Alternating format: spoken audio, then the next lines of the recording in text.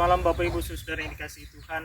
Bersyukur malam hari ini kita boleh berjumpa kembali di Renungan Malam 4 November 2020. Sebelum kita beristirahat malam hari ini, mari kita akan membaca dan merenungkan firman Tuhan. Sebelum kita membaca dan merenungkan, mari kita berdoa. Terima kasih untuk hari ini Tuhan telah menolong kami dalam semua aktivitas hidup kami. Dan sebelum kami beristirahat, kami akan membaca dan merenungkan firman-Mu. Tuhan, mampukan kami untuk memahami kebenaran ini dan terlebih melakukannya dalam kehidupan kami. Berkati hamba yang terbatas ini yang akan memberitakan kepada saudara hamba. Dengar doa kami, dalam nama Tuhan Yesus kami berdoa. Amin. Saudara yang dikasihi Tuhan, dalam menjalani kehidupan ini, kita seringkali terpaku pada sebuah kebiasaan-kebiasaan dari nenek moyang kita. Apalagi kita orang Toraja ya. Sering sekali kita lebih mengutamakan apa yang menjadi tradisi nenek moyang kita daripada hal-hal yang mungkin itu menyangkut tentang hukum atau yang terlebih menyangkut dengan firman Tuhan. Nah saudara, ternyata pada zaman Tuhan Yesus hal ini pun terjadi. Mari kita membuka Matius pasal 15 ayat yang pertama sampai dengan ayat yang ke-20. Matius 15 ayat pertama sampai ayat yang ke-20, firman Tuhan berkata demikian. Perintah Allah dan adat istiadat Yahudi. Kemudian datanglah beberapa orang Farisi dan ahli Taurat dari Yerusalem kepada Yesus dan berkata, "Mengapa murid-muridmu melanggar adat istiadat nenek moyang kita? Mereka tidak membasuh tangan sebelum makan." Tetapi jawab Yesus kepada mereka, "Mengapa kamu pun melanggar perintah Allah demi adat istiadat nenek moyangmu? Sebab Allah berfirman, hormatilah ayahmu dan ibumu, dan lagi, siapa yang mengutuki ayahnya atau ibunya pasti dihukum mati. Tetapi kamu berkata, barang siapa berkata kepada bapaknya atau kepada ibunya, apa yang ada padaku yang dapat digunakan untuk pemeliharaanmu, sudah digunakan untuk persembahan kepada Allah, orang itu tidak wajib lagi menghormati bapaknya dan ibunya. Dengan demikian, firman Allah kamu nyatakan tidak berlaku demi adat istiadatmu sendiri. Hai orang-orang munafik, benarlah nubuat Yesaya tentang kamu. Bangsa ini memuliakan aku dengan bibirnya, padahal hatinya jauh daripadaku. Percuma mereka beribadah kepadaku, sedangkan ajaran yang mereka ajarkan ialah perintah manusia. Lalu Yesus memanggil orang banyak dan berkata kepada mereka, dengar dan camkanlah, bukan yang masuk ke dalam mulut yang menajiskan orang, melainkan yang keluar dari mulut itulah yang menajiskan orang. Maka datanglah murid-muridnya dan bertanya kepadanya, engkau tahu bahwa perkataanmu itu telah menjadi batu sandungan bagi orang Farisi? Jawab Yesus, setiap tanaman yang tidak ditanam oleh Bapakku yang di surga akan dicabut dengan akar-akarnya. Biarkanlah mereka orang buta yang menuntun orang buta. Jika orang buta menuntun orang buta, pasti keduanya jatuh ke dalam lubang. Lalu Petrus berkata kepadanya, jelaskanlah perumpamaan itu kepada kami. Jawab Yesus, kamu pun masih belum dapat memahaminya? Tidak tahukah kamu bahwa segala sesuatu yang keluar dari dalam mulut turun ke dalam perut lalu dibuang di jamban?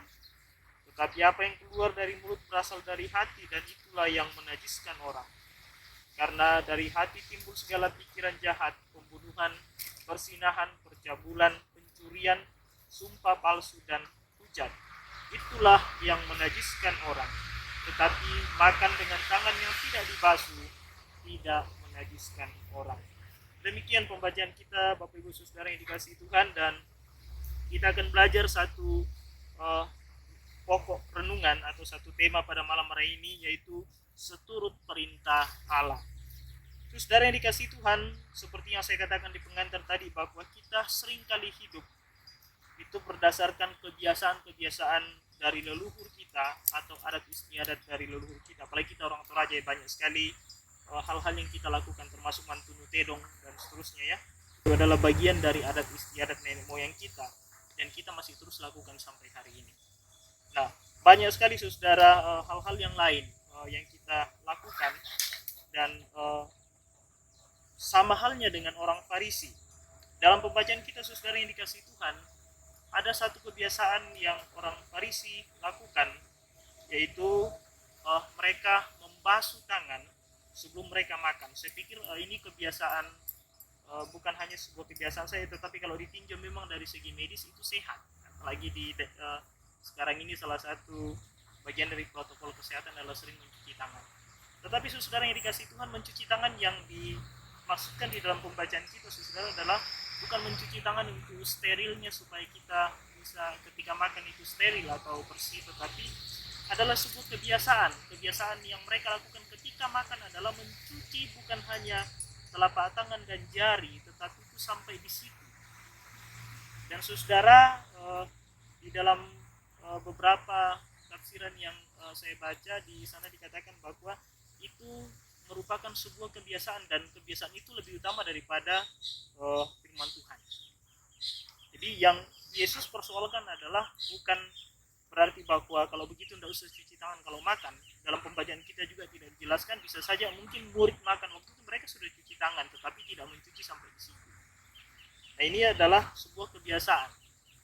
Nah, saudara yang dikasih Tuhan, di dalam menjalani kehidupan ini sama halnya dengan orang Farisi, orang Yahudi atau ahli Taurat, banyak sekali kebiasaan-kebiasaan yang kadang mengikat kita, dan kadang kita lebih condong kepada kebiasaan itu daripada kepada aturan atau daripada kepada firman Tuhan. Itu yang kadang kemudian terlalu lebih membesar-besarkan kebiasaan daripada yang seturut dengan kehendak Tuhan. Nah, oleh karena itu saudara yang dikasihi Tuhan, bagaimana kita hidup seturut dengan perintah Allah di tengah-tengah dunia yang begitu kompleks ini dengan kebiasaan-kebiasaan yang selalu mengikat kita. Saudara yang dikasihi Tuhan, dari ayat yang pertama sampai dengan ayat yang ke-6 di sana kita melihat bahwa Yesus menegur orang, jadi pertama orang Farisi menegur murid-murid Tuhan Yesus, kemudian Yesus balik juga bertanya bahwa bukankah karena adat istiadat juga kamu kadang mengabaikan firman Tuhan. Nah, sehingga saudara yang dikasihi Tuhan, bagaimana kita hidup seturut dengan perintah Allah? Yang pertama adalah kita harus memilah hal-hal yang sesuai dengan kehendak Allah dan hal-hal yang tidak sesuai dengan kehendak Allah.